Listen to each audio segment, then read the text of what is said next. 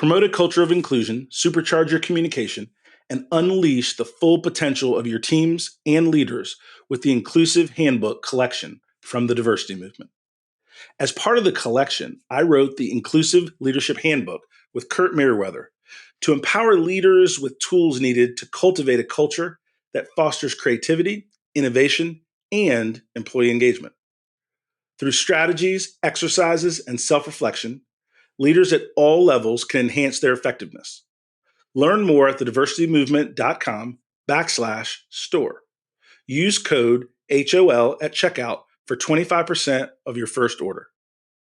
DEI budgets are under attack, but the goals haven't changed. Whether you're looking to increase your DEI knowledge, expand your market reach, or gain a competitive advantage in business, we have the solution.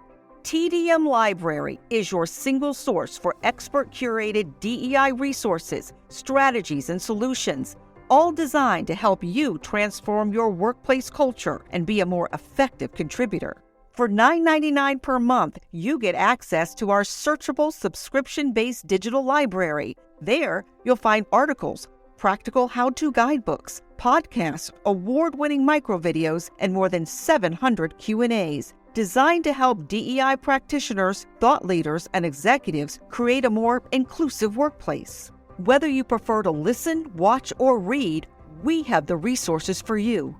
TDM Library goes beyond the basics to dive deep into topics such as inclusive language, the business case for DEI, talent acquisition, and C-suite engagement. For less than the price of a sandwich, you get access to our library of more than 1,000 pieces of original, expert-curated DEI content. Join today and get your first 30 days free. Get your library card now at tdmlibrary.thediversitymovement.com.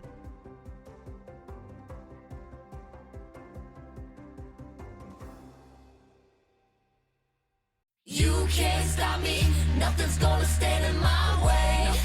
Nothing. I'm gonna fly higher. I'm gonna fly higher. Welcome to the Donald Thompson podcast. My guest today is Joe Bunn, and many of you may know the name through social media and different things, but you've probably attended events where Joe Bunn and his production company have been the DJ of choice. Joe, welcome to the program. What's up, Donald? Thanks for having me, man. Hey, no worries. One of the things that I like to do is we chat with folks and build out the dialogue for the program. Tell us something about you that we wouldn't find on LinkedIn or we wouldn't find on social media. Let's think. That's a great question to start with. People always think it's interesting. My middle name is Eagles, so I always get why? And as much as I want to say it's because, my dad was from Philadelphia, or that my mom loved the Eagles, or Glenn Fry, or Don Henley. It's just a family tree name, Oh, that's cool. That's pretty interesting. And so when we went to name my son, I wanted to give him that middle name as well. And somehow somebody unearthed this Bunn family tree, and there was a name. There was a kid or a person's name on there named Little Berry Bunn. And so we started this rumor when my wife was pregnant that we were going to name one of our kids Little Berry. And I think people actually believed us. Little Berry Bunn was going to be a real thing. That's pretty hilarious. It's a good name. So when you think about a DJ, you think about someone that throws parties. When you think about having a good time, you think about music being an escape, right? All the things that we enjoy as individuals, well, independent of genre and different things, but most people enjoy and can get into different music genres that they grew up with, that they feel close to. What are some of the things that drove you to grow a business versus just something that you were a DJ on the weekends, that you made it a career and then have built a business out of it? Where's that transition? How did that happen? Yeah, I mean, I think, people pick up passions and interests and hobbies from different areas, whether your friend fishes or, in my case, my parents love music. Neither were musicians, but, through the 70s, I was born in 71. So, through the 70s, they had albums and, they tons of albums, just shelves of albums in the house, just pulling out random albums and looking at the cover, putting it on. They always had the radio on in the car. We had this brown Buick Bomb, is what my mom called it. And she always had music on. You know, and their era was more like the Motown stuff, the soul music. Like they weren't really like the classic rock, like Stones, Beatles. They were Motown. They were Detroit, you know, even though they grew up right here in the South and in North Carolina. And then I just took that and, you know, realized I loved music, and then obviously added, you know, through the 80s, started adding my own stuff to it. And, you know, one thing leads to another. And next thing you know, some DJ's going out of business in your town and you're taking it over. And so how did I get to, you know, the business level? And I guess it really was after I did several other things that weren't DJ or music related and they were failures. Then I came back to what I always knew. And I always preach that so much when I go talk at these colleges. I'm like, if you get into something as an entrepreneur that you're not passionate about, like I did real estate, hated it. Worked for Red Bull, hated it. Worked for Camel cigarettes, hated it. Like I did other little things, but I had zero passion. And so I always came back to the music. And that's when I realized it was a scalable business. And I, you know, I look back on history and just kind of kick myself that I didn't do it right out of college. You know, I think I burned about 6 years on other things that were just not profitable. Not only were they not profitable, they were just straight up money losers. Hey, listen, I've had several of those, man. My thing was I decided I was going to buy an arena sports team, and I might as well have just taken wads of money and lit them on fire, right? And just put that on YouTube, and it would have made me more money. You would have generated revenue, right? Especially in this day and age. Especially if you were like 19 with like a giant afro. Like it needs more elements. It needs to be like a 19-year-old you with a giant afro lighting piles of cash on fire. On fire. Dressed up as the Joker from The Dark Knight. I just solved your entire debt problem right there. Exactly right. Hey, creative insight on tap, right? Man. That's a new thing we can do later. But to your point, let's film that. Yeah, to your point, right? The failures ground you. Yeah. Right, humble you, and kind of help you figure out your true. That's north, true. That's right? true, man. I don't know that I would be where I am today without all the failures. Did the failures, and I'll give my perspective, but how did you emotionally take the failures? Some people are pretty, you know, like that baseball home run hitter, right? That really can block out the strikeouts. They just get back in the batter's box. Mm-hmm. Some people take an emotional dip and need to rebound. Like, how did you deal with things that didn't work right emotionally as an individual and then get back in the saddle again? Yeah. I mean, I think the only time it really took me out was when I was like victimized, when I basically got squandered out of money by a partner, hence why I've never had a partner in anything I've ever done since. You know, I think I was trying to grow the DJ company and also flipping houses in a hot market, you know, small stuff, 100,000, you know, type houses, flip them, make 50. And I just didn't have my eye on the money, didn't have my eye on the project. And that guy was just robbing me blind that I was in it with. And I was angry. I distinctly, and I'm still angry. Like if I saw that guy, this was 20 years ago. If I saw that guy in the street today, I'd punch him right in the face. I'm still angry, obviously. I mean, I would literally punch the guy in the face in a restaurant and probably go to jail.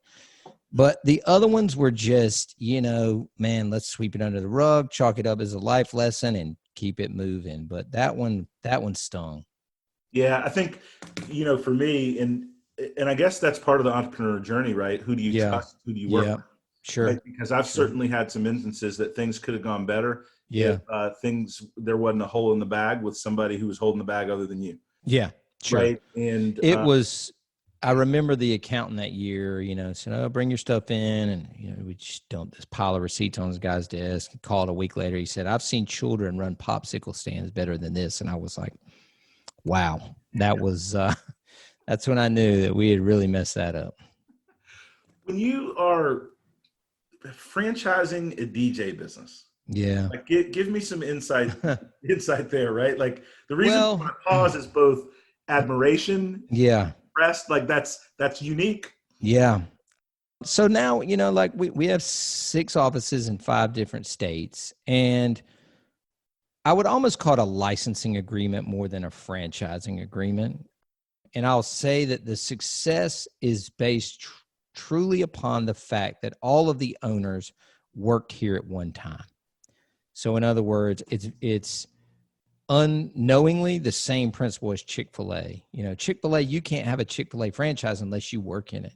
If Donald wants that Chick-fil-A at Cameron Village, they're going to make you work there. Like if you had just unlimited cash, wanted a Chick-fil-A, you were a billionaire and wanted 10 of them, they're going to make you work in that system. And that's, maybe why I think it is why it worked, is every one of them, other than my sister, who has the newest office out in Montana, worked for this company at one time. And they just came to me and said, look, we love working for you, Joe, or they had worked for me in the past, but we want to be bigger. And I was like, well, not in Raleigh. And they were like, no, we'll go somewhere else.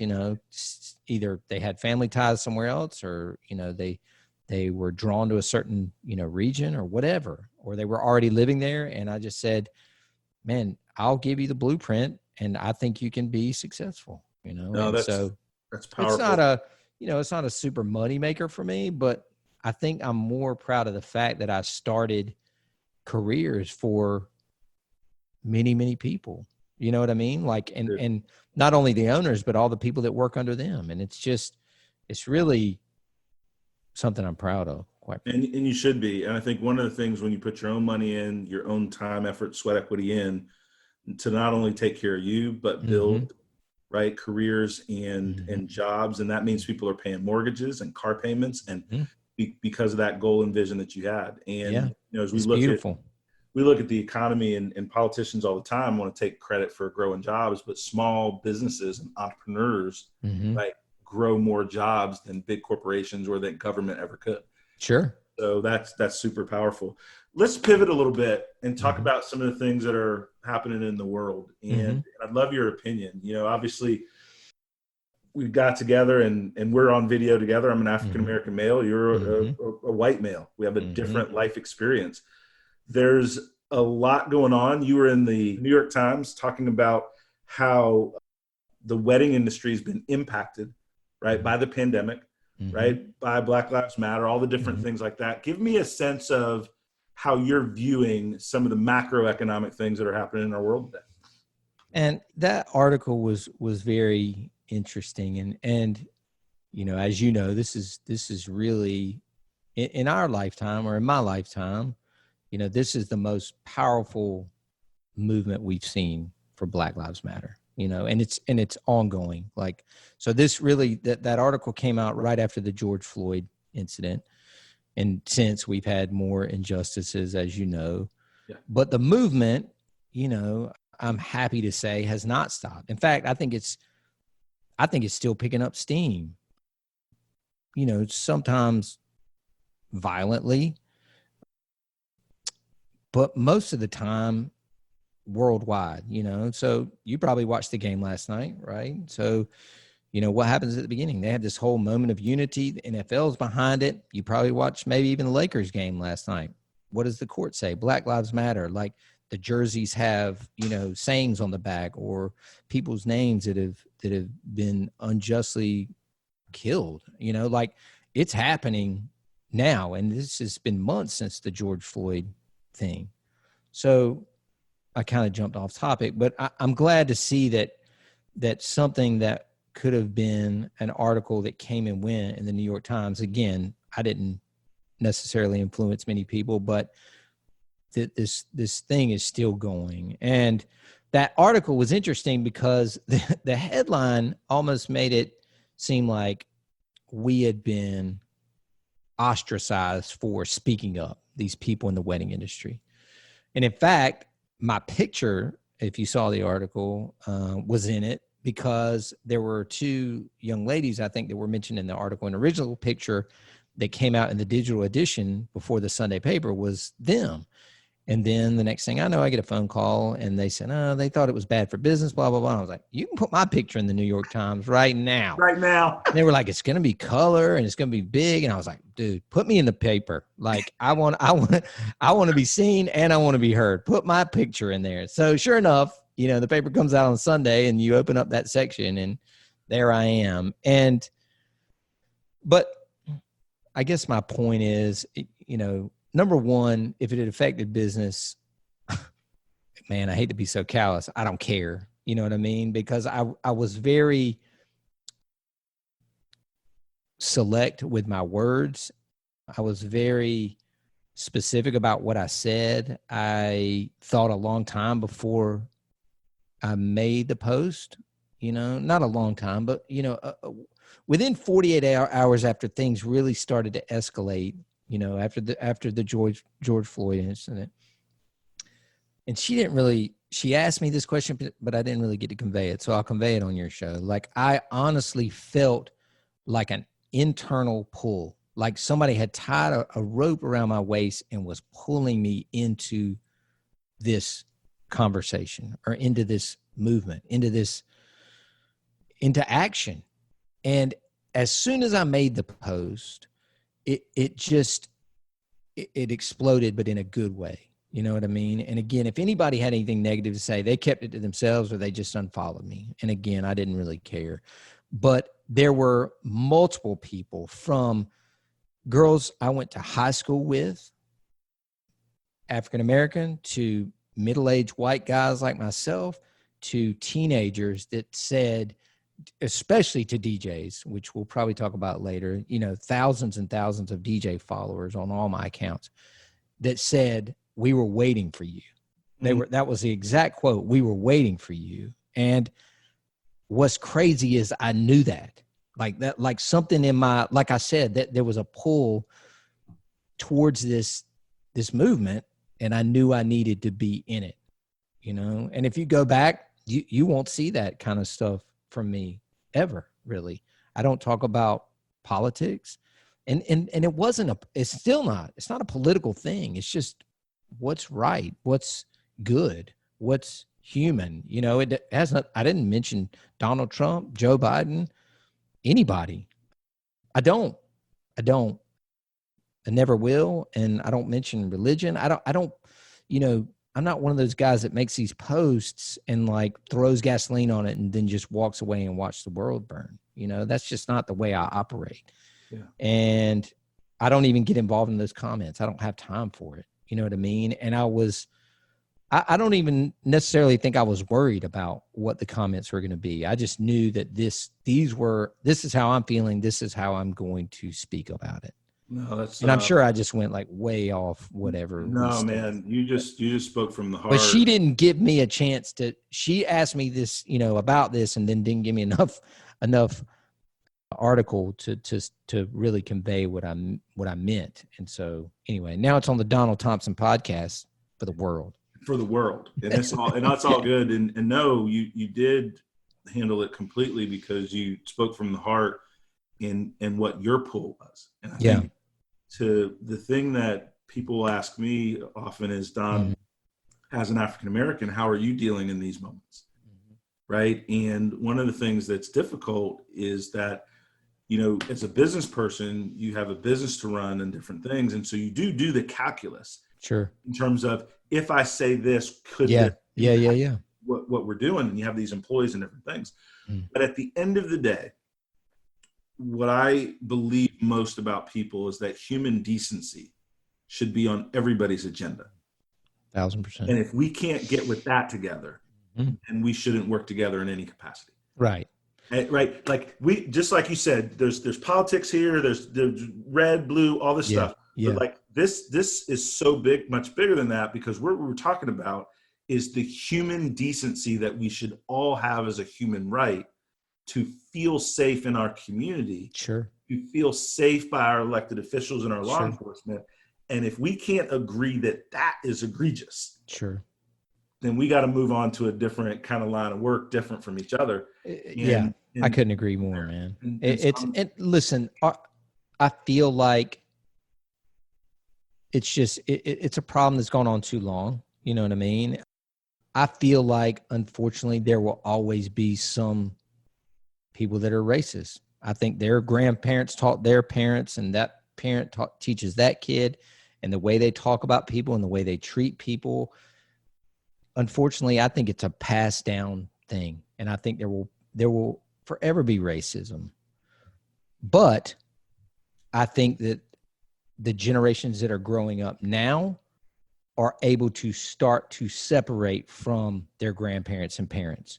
They're able to make their own thoughts. They don't have to adapt to that senselessness. You know what I mean? Like, I never got it. I never understood it. I'll never understand it. It just doesn't compute in my DNA. But I feel like it is a passed down trait. And the good news is, though, I think what's happening now is can change minds. Yes. I'm not saying that it has to get better, quite frankly. You know what I mean? And again, I've said it before. I think I said it in that post. Like the number of times I've been pulled over. Let's see, I'm 49 next week. I started driving when I was 16. So for 33 years, I probably have been pulled over 25 times. And at no point ever from when I was a child or when I was a grown man, did I ever feel like I was in jeopardy of losing my life. Yep. Period. I knew I was going to get a ticket. I was probably pissed off about it, but I never felt that feeling. And I don't know that you would say the same. No, my number is 14. 14 times I've been stopped. 7 times were great. I either had a ticket or did what, it was fine. Mm-hmm. And 7 of the times over the years, three of those 7 were interesting. So just a lot of loud talk, drop the N-word, different things like that. But no, but I wasn't in, slow your blah, blah, blah ass down, right? Mm-hmm. That kind of thing, which I can deal with. Because I'm going to go home at night, right? Mm-hmm. And then there were a couple of situations in my life that I'll never forget. Wow. Right? Like I'll share one with you as we get to. I'll share one with you. Sure. And this wasn't in a vehicle. This is I was on a flight from Boston, came back to Raleigh, North Carolina, into my little house, and take off my suit, putting on my little pants, get ready to go to bed, my little boxers. Mm-hmm. All's good from a business trip. Get a knock on the door, blue lights outside my house, and several police officers outside my house said, "We have a warrant for your arrest." Whoa! And I said, "Okay." And I'm just standing in the door, kind of frozen. Yeah. And I said, "What's this about?" "We have a warrant for your arrest for threatening somebody's life. This, that, and the other." And then they literally started to push into the house. The thing that happened in that instance is I looked the officer in the eye and I said, "Can you give me 10 seconds? I need to say something to you." Mm-hmm. And they stopped, hands on their weapons. A lot of like the most aggressive language that you can imagine. Mm-hmm. I said, "You got the wrong guy. There's a mistake. Whatever you're looking for, it is not me. If I'm in that car in bracelets, we have a much larger problem. If you just slow down for a minute, we can make this better." Mm-hmm. And one of the officers that came up in the back said, "Can I use your telephone?" The other one was still on me. Mm-hmm. And so he picks up the phone. They call the magistrate. They had the wrong address. Oh, my. They said, "Sir, we apologize. We got to go. Somebody's going to be in touch with you." And they booked it to somewhere else. But the thing that I'll never forget is, what if I had mirrored their language? Yeah. If I had mirrored their tone? Yeah. We would not. There's a chance I would not. You're not here. I'm not here. Wow. Right. And so in my mind, like even talking about it right now, in my mind, I just had enough confidence. I don't know what it was. because I was afraid. Like it wasn't I'm some kind of tough guy, right? Yeah, no, right. With that kind of situation. But I just had enough sense of trying to be calm, slow it down and say, I think there's a mistake. Slow it down. And by the grace of God, one of those officers just looked me in the eye and said, can I use your phone?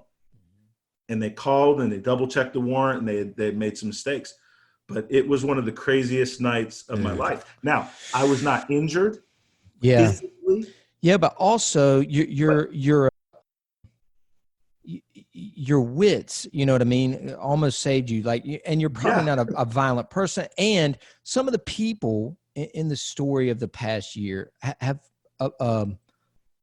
mental instability. Let's say there's something a little bit off, right? Yeah, exactly. Off. And so they're approached, blah blah blah, shut your mouth, blah blah blah, and then immediately, something goes off and they're violent or they talk back, like you have friends like that. I have friends like that. Sure. And then it just escalates, boom, boom, boom. And then the next thing you know, they're not here anymore. They're not here anymore. And, anyway, you mentioned that. I wanted to share that because you're right? Yeah, I haven't had as many experiences as many. I've had a privileged life in many regards. Yeah.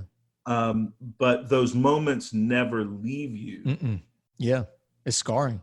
And creates that difference. And I think that it's hard when you express yourself fully when a society doesn't understand and says that's not real.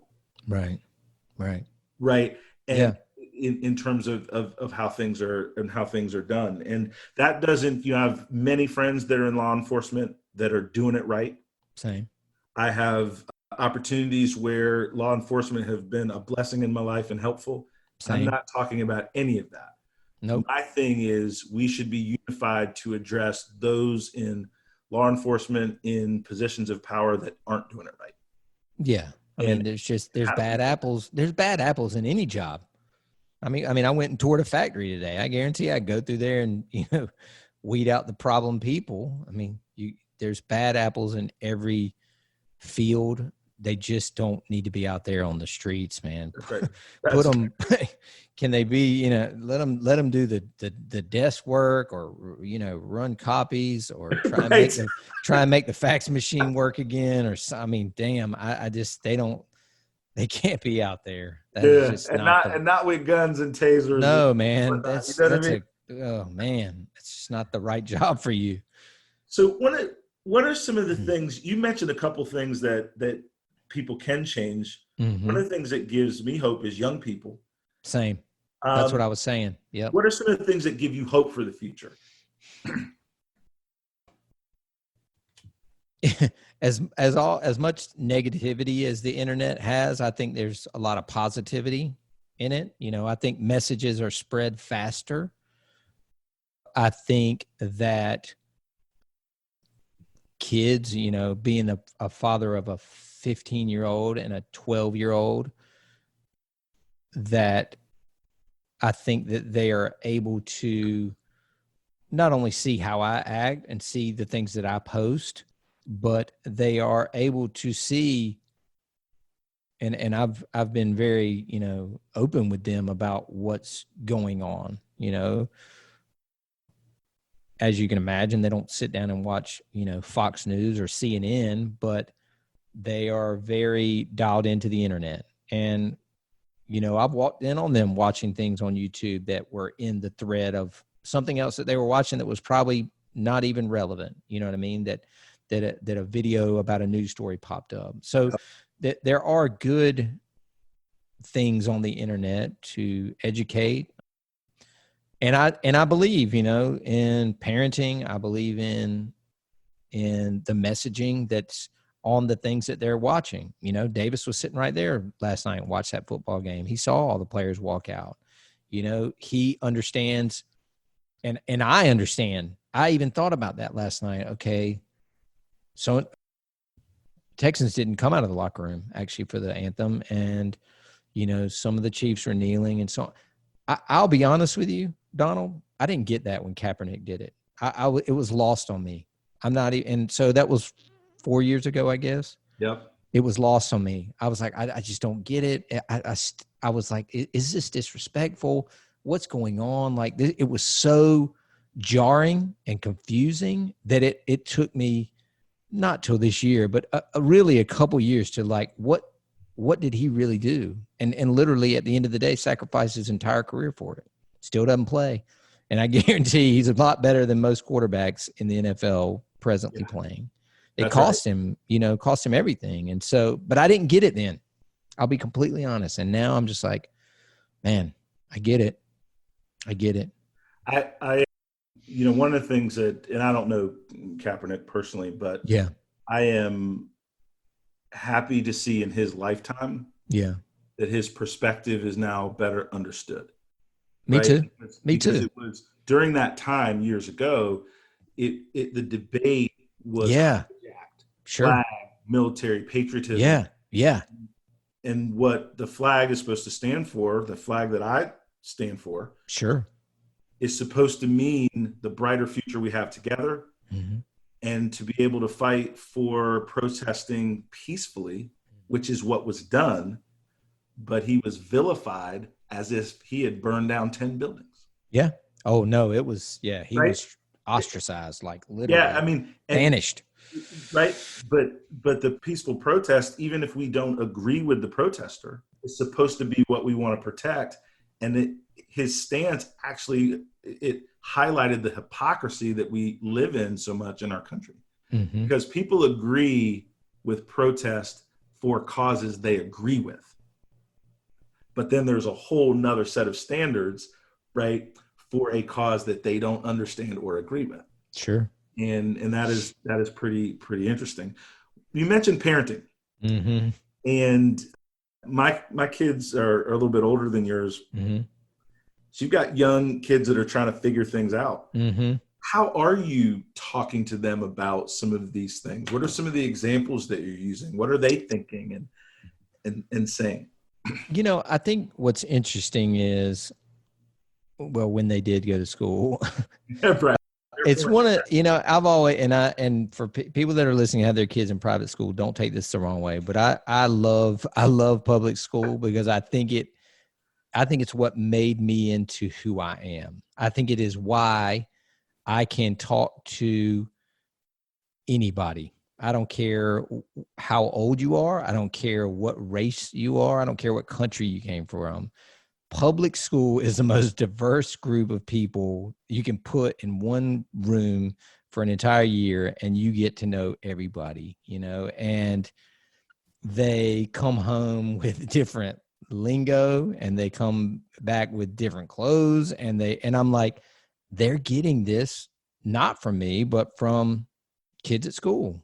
And I don't know who they are, and I don't really care, but I just know that like they're becoming young men from little things that they learn at school, as well as the lessons I teach them, and as well as life experiences, and I think that they are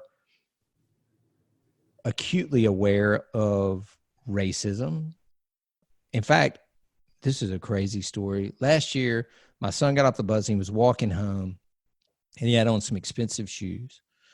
And this kid came up to him. He lives in our neighborhood, white kid. And he said, where'd you get the off-white sneakers? Colin said, I bought them. He said, you bought $500 sneakers? And Colin said, yeah. He said, how? He said, I'm a DJ, like my dad. And he said, isn't that what N-words do? And my son walked in and he told me that story. And it was all I could do not to go find that little punk and beat his ass. But it bothered him. It bothered Colin, and it pissed me off more than anything. And I knew his parents. I saw him, and I mentioned it to him. I didn't call him up, but the next time I saw him, I said, hey, I just want you to know what kind of young man you're raising. He said this to my son. Oh, I'm sure he didn't mean it. And I was like, that's a verbatim quote, ma'am. That's exactly what he meant. And so, it's shocking, jarring, everything else, but it almost proves some of the points that I've made to him, that it exists, why it exists, why things are the way they are right now. You know, if coronavirus isn't enough, now we've got, you know, all this racial injustice is coming to a head. Like, this is a crazy year, and we're all living through it. You know what I mean? And so it's just conversations like that that have needed to be had. I think it's easier with my older, you know what I mean? And my younger is just a little more sheltered, I guess, so far. Yeah, no, that makes sense. No, I appreciate you sharing that. When you look ahead at 2021, what are you excited about, whether it's business, life? When you think about the future, what are some of the things that you're pushing for? Man, I really just, I just want the world to reset. I mean, I know that, you know, the coronavirus thing mainly just, please give us some sort of vaccine or cure, or like, can we just get immunity from it? We got to get rid of that first. Like, that's problem A. Racial injustice is a bigger problem, but that's going to be a little bit longer solve. This we got to get rid of the virus, and we just got to get back on track business wise. You know, from the restaurants to the mom and pops to the, you know, there's not many people thriving right now. It ain't a great time to be a DJ. Right. It's a great time to have Amazon stock or have the last name Bezos or be an ex-wife to Jeff Bezos. It's good times for that. Or Peloton, like the bike company. There's a few people crushing it, but not a lot. And so I just want to get rid of that and get back to business. You know, seeing my friends suffer through this in the small business world is just heartbreaking. Yeah. And so I'm excited to, I don't know. I wish I knew more about the vaccine and where we were and how can we really fast track it. You know what I mean? I just, that's where I wish I knew more about medicine and things like that. And that's what I'm excited about, just to get back on track, get these people that had to reschedule and rebook us back, you know, get their weddings in the books, you know, make them happy and let them have the wedding that they wanted and not the 25 people, you know, on the back porch of their home kind of thing. You know, yeah, I think that's right.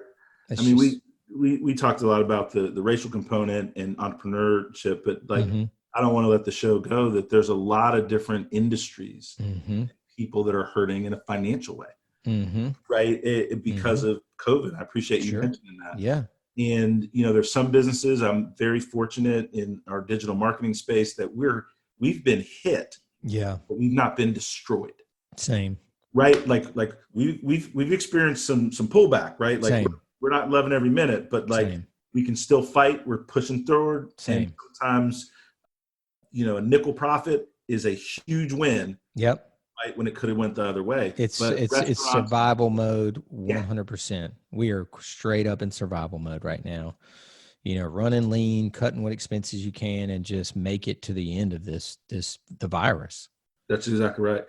Last thing on the virus, and I know you don't get into a lot of politics, so I'm not going to try to lead you there. But I do have a simple question. The question, will the virus end on November 4th? No.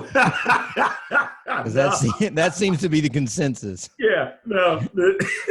The question is, how is a country and a society, and you as a DJ, you interact with all different kinds of people, all different types of weddings, backgrounds. Yeah. DJs, different types of music, which is a consolidation of backgrounds and people and ethnicities. Sure. But we made masks political. How did that even compute? It doesn't. It's not supposed to.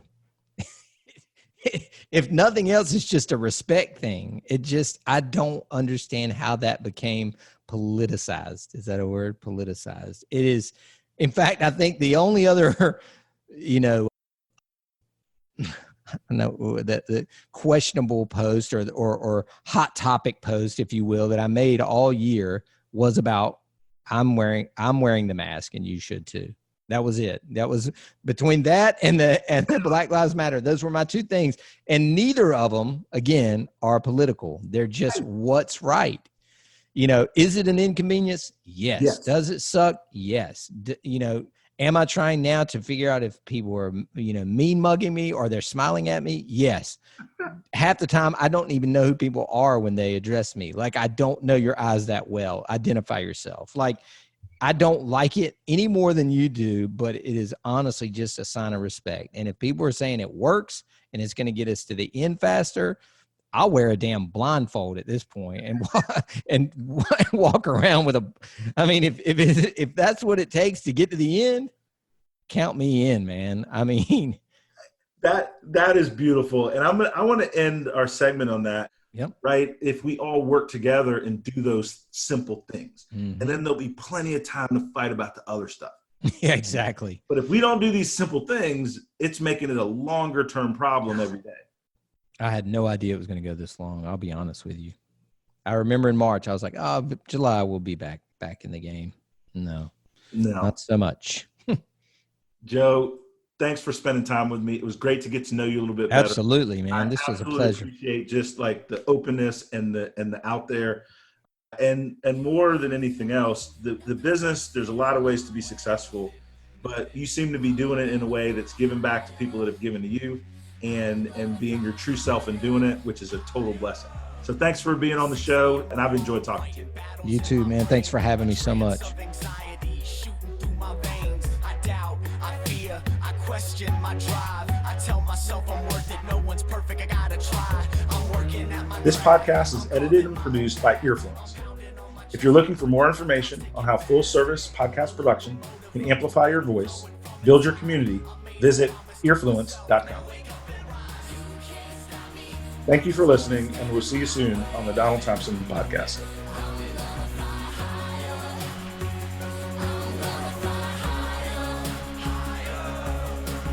Friday night show, I got swagger in my step.